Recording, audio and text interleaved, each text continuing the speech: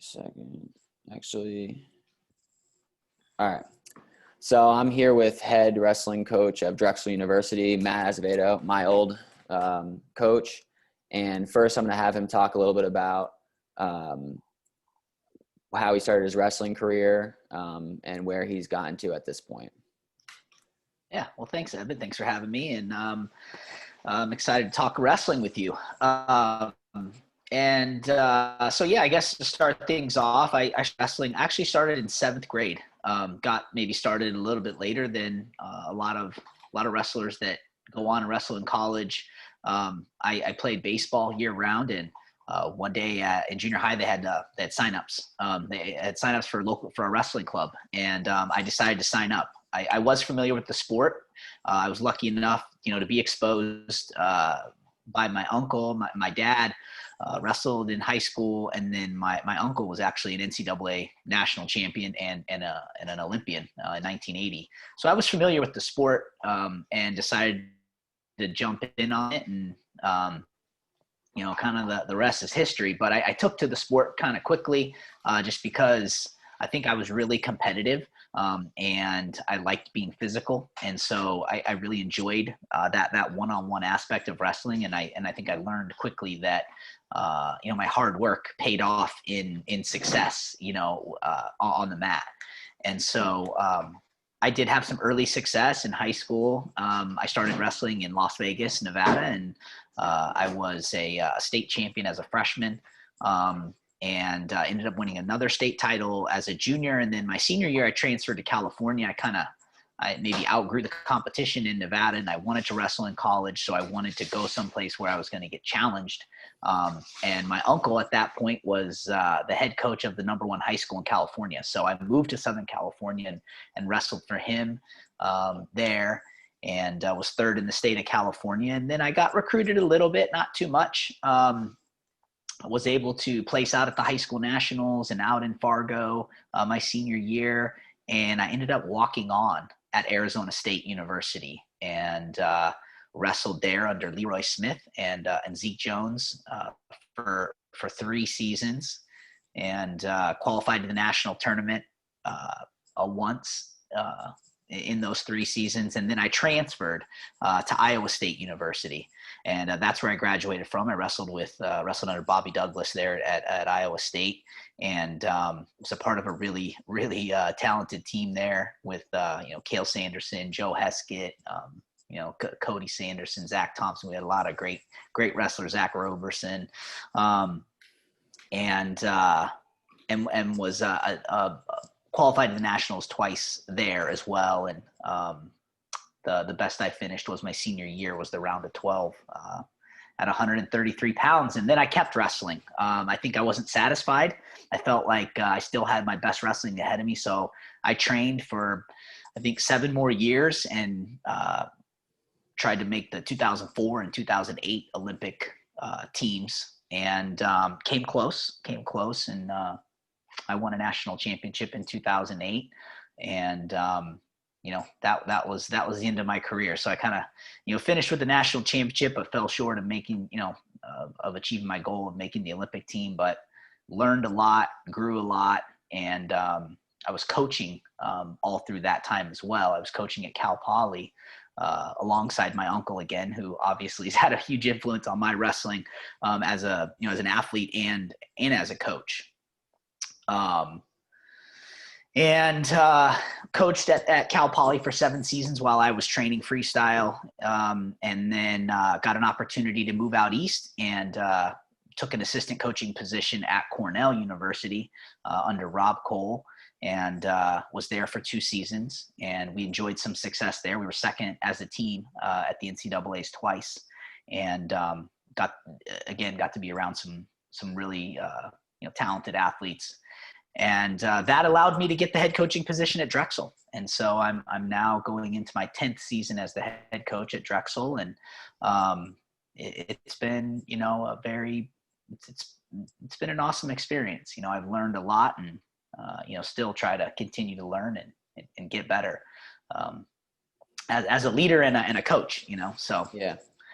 So throughout your wrestling career, what were some kind of points during your career that you felt were big changes to your wrestling, like big improvements? Were there any kind of parts throughout your journey where you're like, wow, I wish, like, even, maybe you're more successful, I'd say, after college than before. Did something click at that time, or that you kind of wish, you knew earlier, or you understood Yeah, I more? think my confidence grew. I think that I think I always had a little bit of doubt, and maybe that had to do with the fact that I started a little bit later, or even didn't get high level competition until really like till my senior year in high school. I didn't go to national tournaments in high school really, because I was playing baseball too, and so I was playing two sports, but I didn't really get exposed to that high level competition, that national level competition, until like end of my junior year into my senior year of high school. And so I think I was maybe in my own mind playing catch up a little bit, but I made some big jumps in college. When I went to Arizona State and I got to work with Zeke Jones, for 2 years there, and we worked one-on-one. He was still training, and I got to train with him, and he coached me along as well. I made a big jump there, and that was, I think, a technical jump, and even a confidence jump. He definitely inspired me and gave me a lot of confidence. And then when I would say I went to Iowa State, I learned how to train really hard, just really get after it, and use conditioning as a factor. We obviously worked on, Bobby Douglas was very technical as well, but I learned that there was another level of conditioning, and that can, really be the differentiating factor in a match. Your conditioning, and your ability to wrestle a really high pace. But then I would say after college, I just, I think I was unsatisfied. And so maybe I was a little bit motivated. I was definitely upset about not, becoming an All-American. I had a goal of placing at the Nationals, more than once, and it didn't happen. And so I felt like I had something to prove, to myself. And so that motivated me. And I just continued to get better. I had a pretty strong work ethic, and a lot of the training I did was on my own, and so I think confidence ultimately, Yeah. and I think coaches give that to you. I think experiences give that to you, but I think confidence is what ultimately, allowed me to make the jumps that I made. Looking back, Round's even a smaller state, even I'd say lower level of wrestling than maybe Nevada, but do you wish you started that competition earlier? Like, wish that you started your freshman year going out to nationals and experiencing that?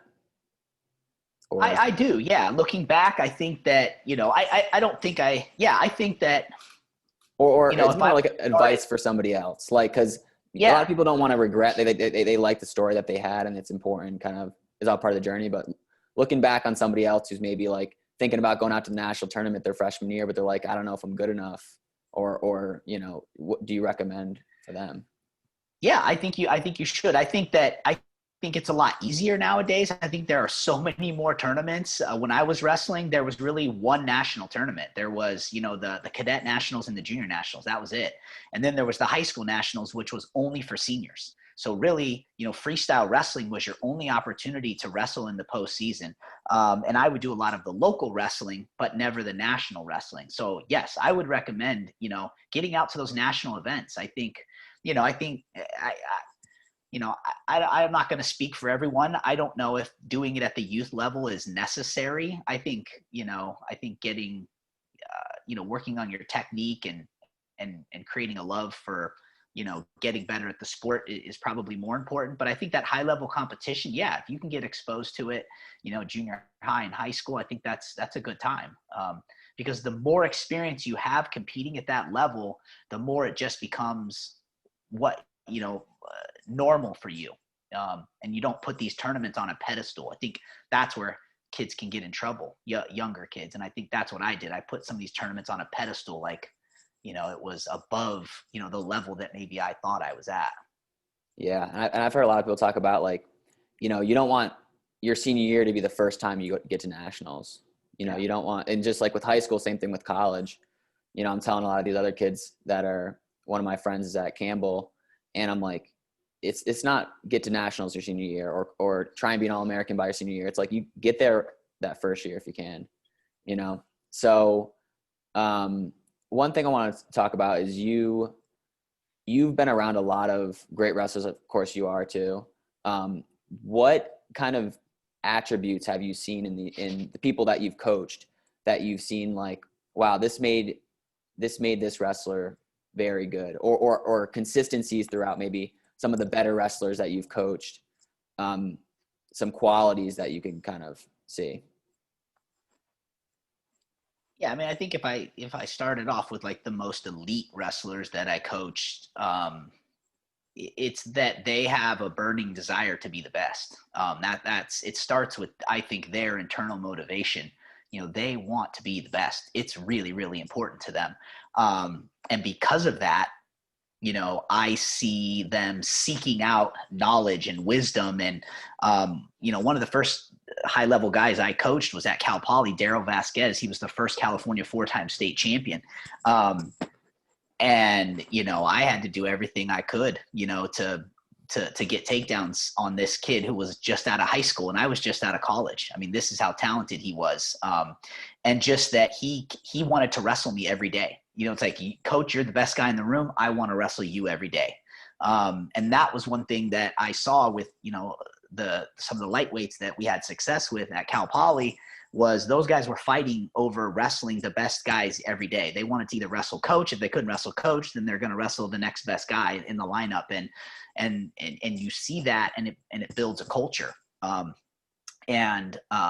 know, I think another guy that I think about is like a Kyle Dake. You know, same thing. You know, I was fortunate enough to coach him and help him his freshman and sophomore year. And he wants your knowledge. What do I do here?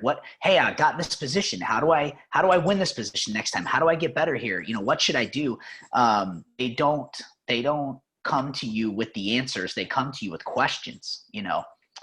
Even a guy like, you know, when I went to Cornell, I was kind of blown away because, you know, there was guys like Mike Gray, who was already an All-American, Troy Nickerson, who had just come off a national championship. And then you have a guy like me, I didn't have any of that success in college, but they didn't care. As soon as I stepped in that room, they came to me and said, okay, let's go. Let's get to work. You know, let's you know, I want to go with you today. You know, and then it's like, oh, what should I do here? What should I do there? Troy Nickerson was a national champion, but never acted like he, you know, couldn't learn anything new or wasn't going to listen to me as a coach, even a brand new coach who only coached him for one season.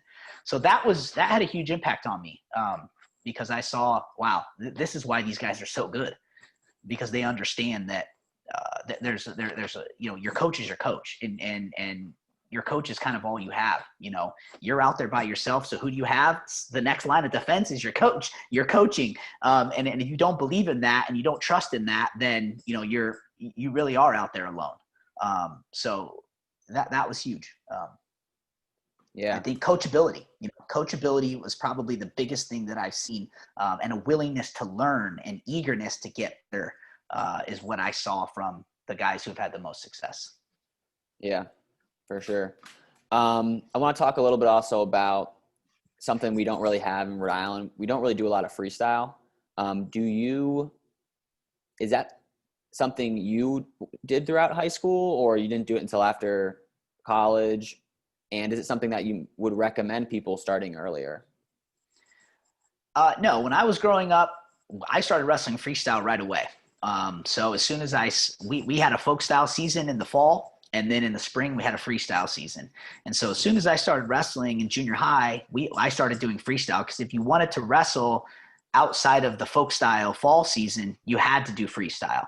And really there were more opportunities to compete freestyle wise, because California had a big freestyle circuit, and we did have some tournaments there in Las Vegas, Nevada as well. But I used to drive to California. Now this was more in high school, but I did in the junior high. But in high school, I would drive to Southern California every weekend to wrestle tournaments, you know, and back then they would let us wrestle 2 weight classes. So I'd wrestle 2 weight classes and just try to get as many matches as I could. But I didn't realize what I was doing, but now looking back, I know that freestyle wrestling was so valuable to my development as a wrestler. And I think that some kids have gotten away from freestyle, or families have gotten away from freestyle because there are so many folk style events now. You can wrestle folk style year round. You couldn't do that when I was growing up. It was freestyle in the fall and winter folk style, and then freestyle in the spring and summer. So you didn't have a choice, where now you do. But I believe that freestyle wrestling actually forces you to have better technique. I think that, because you can't roll across your back. There are no, you can't scramble in the same way that you can in folk style. It's more about executing techniques at a really high level, good position on your shots, and, being able to defend your legs without rolling to your back. You have to really be a better technician to win that freestyle game on your feet. Okay. So did I answer that question? Yeah, for sure. And is that so when you're looking at guys to recruit on your team, is that an aspect that you look for, a high level freestyle wrestler, or is it just, yeah. Yeah, I mean, it definitely is. I mean, do we still recruit kids that don't have very much freestyle experience? Yes, we do, because there are areas even of Pennsylvania that we recruit that freestyle is not very popular, and so, but those kids are very good folk style wrestlers, and we are trying to recruit folk style wrestlers. Yeah. So we will, but we are at Fargo recruiting every summer. We do a lot of our recruiting out there. And really, as you look through, and I've done some research, I've looked through NCAA, brackets and looked at the guys that are becoming All-Americans and having a lot of success in NCAA wrestling. If you go back to the Fargo brackets, those are the same guys that are placing at that tournament. Now, it's not 100%, but a large percentage of the kids that become NCAA All-Americans every year were also All-Americans in Fargo, whether it be cadet or junior. That, to me, that's probably the toughest tournament to win. It definitely was when I was in high school. I think it's still probably the toughest tournament, to win and place at. The competition's just really, it's a lot deeper. And so there's a definite correlation between guys who place in Fargo and guys who place at the national championships. Another thing with recruiting, are you looking for good wrestlers that are all around, or are you looking for more new guys in their feet? Or, are you looking at because some people focus a lot on just neutral, and they don't really practice much of their top or having a series. Is that something you look for in a high school wrestler, somebody who's good in all three positions? Yeah, I mean, definitely you want somebody who's good in all three positions. There's no doubt about it. But, I mean, you definitely see wrestlers that win by just being really good on their feet. And you also see wrestlers win that maybe aren't as good on their feet, but are really good on top, like almost unstoppable on top. So I think there's different ways to win, at the D1 level. But, I think ultimately, you've got to have a strong neutral game. You've got to be good on your feet. You've got to be able to get takedowns. You've got to be able to defend your legs. But I think on the flip side, there are a few wrestlers that are just so good on top that, they can maybe neutralize a guy that is, you see there's guys now that are picking top, they're so good on top that they pick top, and that can be the difference. But obviously, that's where,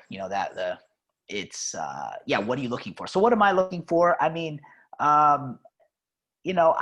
I would say more than anything, I think at first when I was recruiting, I was looking for guys that were aggressive on their feet, and I was a big, takedown guy. And so I think I looked for that. But I learned through my experience that, you don't have to be only a takedown guy. I mean, you could be tough on your feet, hard to score on, and be good on the mat, and you can win a lot of matches that way, and you can be really successful. So I think now more than anything, we look for guys that are wrestling year round, training year round, They're wrestling at national tournaments, seeking out tough competition.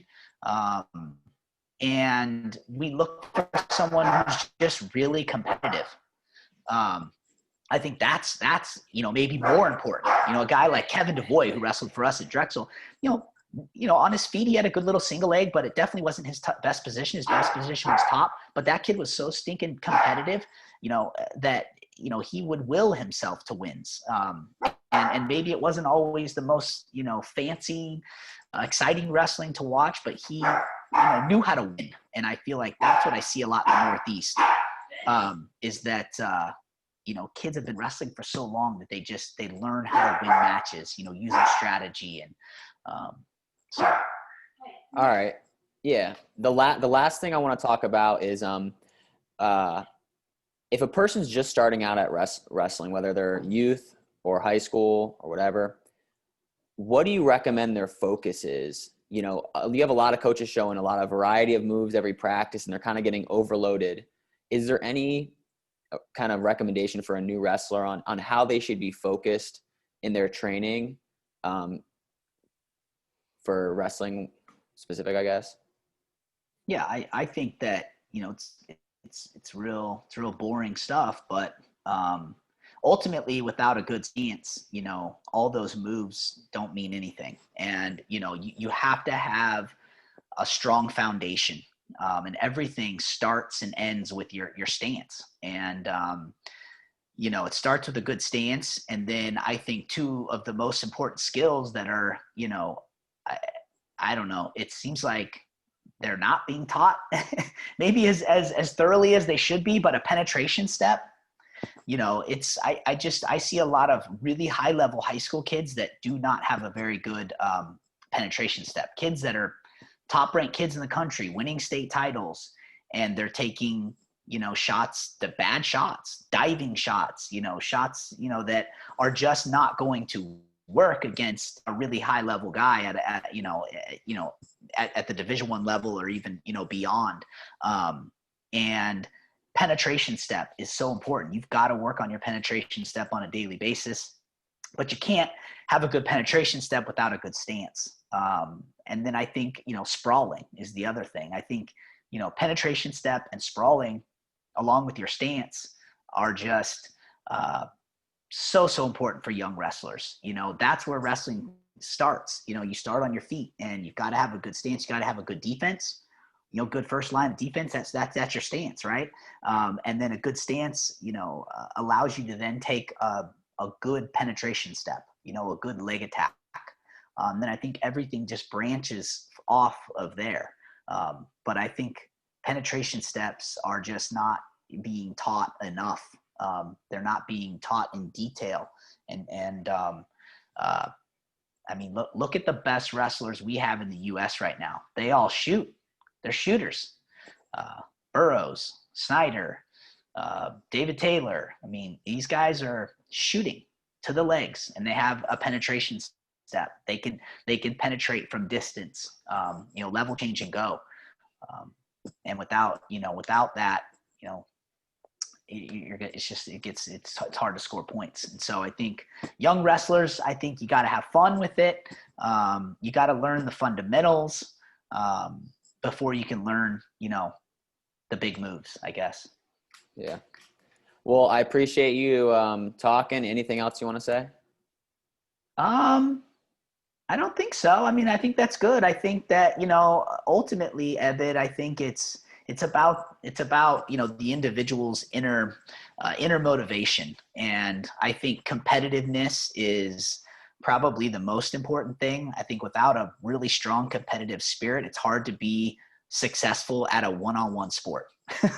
If you're not competitive, you're gonna struggle. If you don't want it that bad, when it gets tough, and I think that that attitude can be developed, through practice and through, getting better at the sport. But I think ultimately, this sport is dominated by the uber competitive.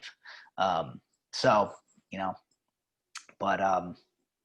if competition's fun to you, then you're going to enjoy wrestling. Yeah. And I think you're going to have a lot of success. So, for sure. But Well, yeah, I appreciate you coming on, and I'll talk to you soon. All right. For sure. Thanks.